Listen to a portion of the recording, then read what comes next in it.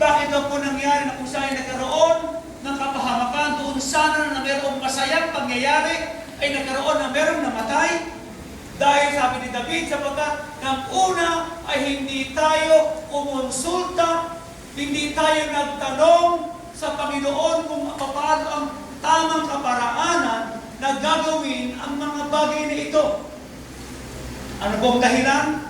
Sa kanilang pong failure to consult o to ask God o to seek instruction mula sa Kanya. Nagkaroon po ng kapahamakan. Hindi lahat na ating iniisip. Sabi po ni David, tila baga ito'y maganda nating gawin. Hindi lahat ang tila baga sa ating mga buhay ay dapat. Kapag wala pong instruction ng Panginoon, nagkakaroon po ng trahedya. We do not consult, we do not inquire of Him how to do it in a prescribed way. There is a prescribed way. Meron pong tamang kaparaanan kung paano tayo dapat na mamuhay, paano dapat ang kaparaanan na gawin, na tayo po ay magdesisyon sa ating pong mga crossroads sa ating mga buhay. Huwag na huwag po natin mag-attempt na tayo po ay lumabas o tayo ay gumawa ng mga bagay na wala pong pagkukonsulta mula sa ating Panginoon.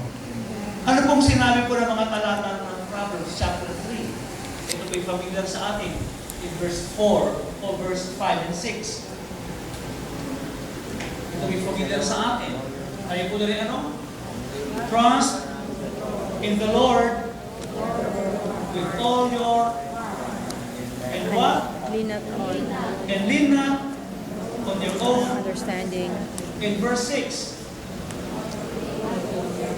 knowledge, In all your ways, acknowledge Him. Ano ba ito? shall direct your path. Your path. And He shall. Direct your Look at path. this. Yun po ay katotohanan, and He shall direct your path. Anong gagawin ng ating Panginoon? If you learn to acknowledge Him and not to trust in your own understanding, He shall direct your path. Kapatid, hanapin mo lang. Dadaling ka ng Lord sa tama. Amen. Amen. Huwag po tayong gagawa ng mga bagay na nakapahamak po natin. In all your ways, meaning, in all given circumstances, in all given situation, learn, every day, learn to acknowledge Him. Atin pong isang guni sa Panginoon ang lahat, in all your ways, acknowledge Him.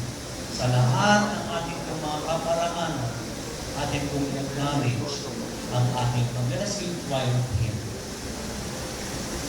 Thank you, Lord. At ating pong makikita na magkakaroon po ng kasiguraduhan ang ating pong mga desisyon. Sino pong ayaw pong mapahamak? Sino pong ayaw pong masaktan pa? Amen. Sino pong ating gawin? Let us inquire of God. Let us consult God. Amen. Huwag po natin tularan na hindi lahat ng tamang nakikita natin ay tama ay dapat natin gawin. Sapagkat sa lahat ng mga bagay ay meron pong panahon para dito. Amen. Thank you, Lord. Hallelujah. Ang mga sharing po ito ang pagnanais. No? Na ating pong makita ang mga katotohanan. Kapatid, hindi pagnanais ng Lord na maging komplikado ang ating mga buhay.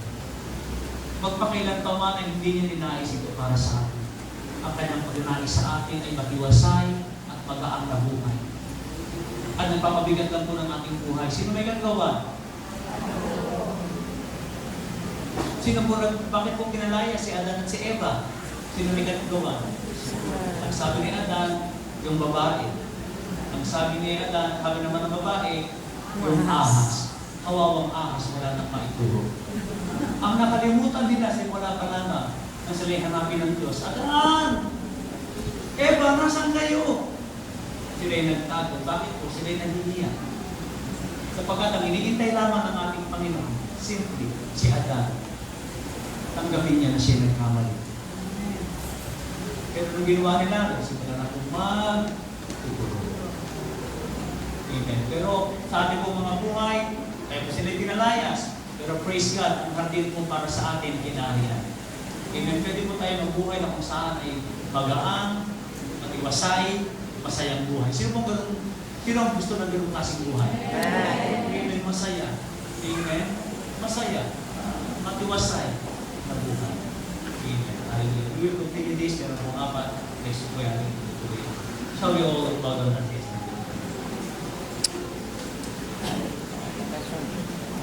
Kabilang Diyos, maraming salamat, Panginoon.